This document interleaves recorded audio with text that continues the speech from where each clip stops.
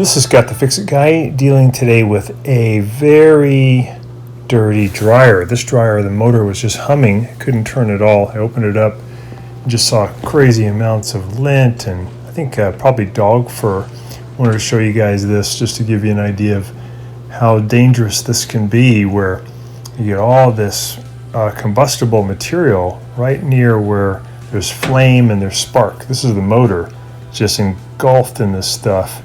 And it was so bad that it couldn't even turn, and also it was overheating constantly because there's no way it can cool itself down. All the areas dedicated to cooling, the vent areas, are just covered with this dryer lint combined with the fur. So very dangerous situation. And the homeowner said this was after about maybe 6 years of use and it had never been cleaned. Some more pictures of it. This is the area where the flame comes out,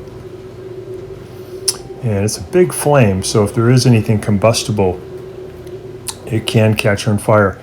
And if it does catch on fire, sometimes the fire is so big that it starts to catch other things on fire inside the dryer, and then sometimes it'll spread out beyond the dryer and you can have a house fire. So it does happen every year. There's unfortunately hundreds of these happening around, and it's wise to, here's some pictures of the aftermath of a fire. It's wise to get your dryer cleaned on the inside, the cabinet, about once every 2 years would be great.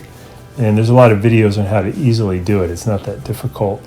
Just take you probably a good 10 minutes and save the danger of this type of fire.